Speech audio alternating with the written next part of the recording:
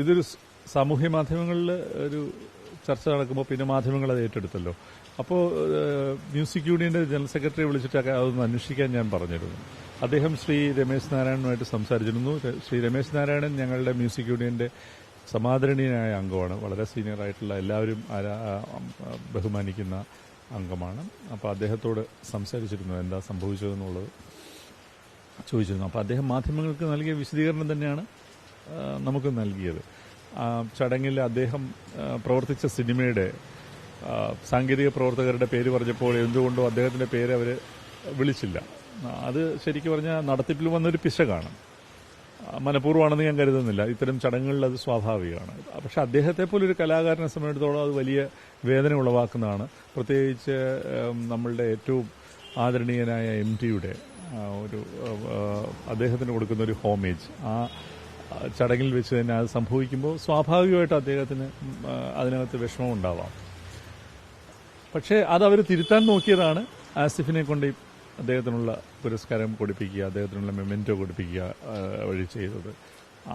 അതിനോട് അദ്ദേഹം പ്രതികരിച്ച രീതിയിലാണ് അഭിപ്രായ വ്യത്യാസമുള്ളത്. തീർച്ചയായിട്ടും അദ്ദേഹത്തിന്റെ മാനസികാവസ്ഥ നമ്മൾ മനസ്സിലാക്കുന്നു. പക്ഷെ അത് ആസിഫിനെ പോലെ ഒരാള് മെമെന്റോ കൊടുക്കാൻ ചെല്ലുമ്പോൾ അവിടെയല്ലല്ലോ പ്രകടിപ്പിക്കേണ്ടത്. അദ്ദേഹത്തിന് ഇത് ബന്ധപ്പെട്ടവരോട് സംസാരിക്കാം, ആസിഫിനോട് തന്നെ പറയാം.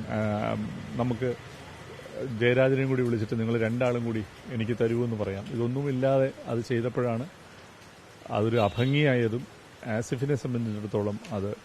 പക്ഷെ ആസിഫ് എന്ന നടൻ, ചെറുപ്പക്കാരൻ, അതിനെ എത്ര ഗ്രേസ്ഫുള്ളായിട്ടാണ് അഡ്രസ്സ് ചെയ്തതെന്നുള്ളതാണ് നമ്മൾ വളരെ സന്തോഷത്തോടെയും ബഹുമാനത്തോടെയും കാണുന്നത്.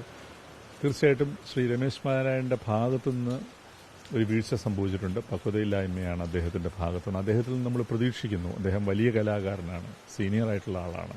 അദ്ദേഹത്തിൽ നിന്ന് നമ്മളത് പ്രതീക്ഷിക്കുന്നത് അതല്ല. പുരസ്കാരം അല്ലെങ്കിൽ ഒരു മെമെന്റോ നമുക്ക് തരിക എന്ന് പറയുമ്പോൾ അത് ആര് തരുന്നു, അതിന്റെ വലിപ്പം എന്താണെന്നുള്ളതല്ല. നമ്മളത് സ്വീകരിക്കാൻ തീരുമാനിച്ചാൽ ഏറ്റവും ആദരവോടുകൂടി, ഏറ്റവും വിനയത്തോടുകൂടി, സന്തോഷത്തോടുകൂടി അത് സ്വീകരിക്കുക എന്നുള്ളതാണ്. അപ്പോൾ അതിനാണ് ഇവിടെ കോട്ടം വന്നിരിക്കുന്നത്. പക്ഷേ ഞങ്ങളെ സംബന്ധിച്ചിടത്തോളം ഏറ്റവും അതിനകത്ത് പ്രസക്തമായിട്ടുള്ളൊരു കാര്യം, ശ്രീ രമേശ് നാരായണൻ അത് തിരിച്ചറിയുകയും ഒട്ടും വൈകാതെ തന്നെ അദ്ദേഹം അത് തിരുത്തുകയും ആസിഫിനോട് ക്ഷമാപണം നടത്തുകയും ചെയ്തു. അതിന്റെ ഔചിത്യവും മഹനീയതയും കാണാതെ പോകരുത്. ഞാൻ ആസിഫിനോട് സംസാരിച്ചിരുന്നു. ആസിഫിന് ഈ പറയുന്ന പോലെ വളരെയധികം അത് ഗംഭീരമായിട്ട് വളരെ വിശാലതയോടുകൂടിയാണ് ആസിഫ് ആ സാങ്കേതിക നോക്കിക്കാണുന്നത്. ആസിഫിനെ എനിക്ക് എത്രയോ വർഷങ്ങളായിട്ട് അറിയാം. അപ്പം അദ്ദേഹം അങ്ങനെയാണ് എല്ലാ കാര്യങ്ങളെയും നോക്കിക്കാണുന്നത്. അപ്പോൾ ആസിഫിനോട് ഞാൻ സംസാരിച്ചു. ആസിഫിനോട് പറഞ്ഞ അയ്യോ അതൊന്നും ഒരു സീരിയസ് ആക്കേണ്ട കാര്യമില്ല, അങ്ങനെയാണ് ആസിഫ് പറഞ്ഞു. എനിക്കൊന്നും ശ്രീ രമേശ് നാരായണന് കിട്ടിയിട്ടില്ല ആസിഫിനെ ഫോണിൽ ഇന്നലെ വരെയും. ഇനിയും അത് കഴിഞ്ഞ് സംസാരിച്ചോ എന്ന് എനിക്ക് അറിഞ്ഞുകൂടാ. എന്നെ അത്ഭുതപ്പെടുത്തിക്കൊണ്ട് ആസിഫ് പറഞ്ഞു ഞാൻ അങ്ങോട്ട് വിളിക്കാം അദ്ദേഹത്തെ, റേഞ്ചിൽ വന്നാൽ ഞാൻ അങ്ങോട്ട് വിളിക്കാമെന്ന് പറഞ്ഞു. അപ്പോൾ അത് അവർ തമ്മിൽ സംസാരിച്ചാൽ അത് എന്നാണ് ഞാൻ കരുതുന്നത്. അതിനകത്ത് വേറെ മാനങ്ങളൊന്നുമില്ലല്ലോ. അത് അങ്ങനെ അവസാനിക്കട്ടെ. രണ്ട് കലാകാരന്മാർക്കിടയിൽ സംഭവിച്ചൊരു കാര്യം അവർ സംസാരിക്കും. പക്ഷെ അതിന് തീർച്ചയായിട്ടും ഒരു പൊതു ചടങ്ങിൽ വെച്ചാകുമ്പോൾ അതിന് വേറെ ഡയമെൻഷൻസ് ഉണ്ട്. അത് അഡ്രസ്സ് ചെയ്യാൻ നമ്മളെല്ലാവരും ബാധ്യസ്ഥരാണ്. പക്ഷെ അതൊരു ക്ഷമാപണത്തിൽ അത് പരിഹരിക്കപ്പെടുമെന്ന് തന്നെയാണ് ഞങ്ങളുടെ പ്രതീക്ഷ. ഞങ്ങൾക്കെന്തായാലും ആ നടന്നതിൽ വലിയ ഖേദമുണ്ട്. അത് ഞങ്ങൾ ആസിഫിനെ അറിയിച്ചിട്ടുണ്ട്. ഞാൻ കുറച്ചു മുമ്പ് അമ്മയുടെ ജനറൽ സെക്രട്ടറി സിദ്ദിഖിനെയും വിളിച്ച് സംസാരിച്ചു. സിദ്ദിഖിനോട് ഞാൻ ഞങ്ങൾക്ക് അത് ഉണ്ടായ വിഷയത്തിലുള്ള വിഷമം അറിയിച്ചിട്ടുണ്ട്.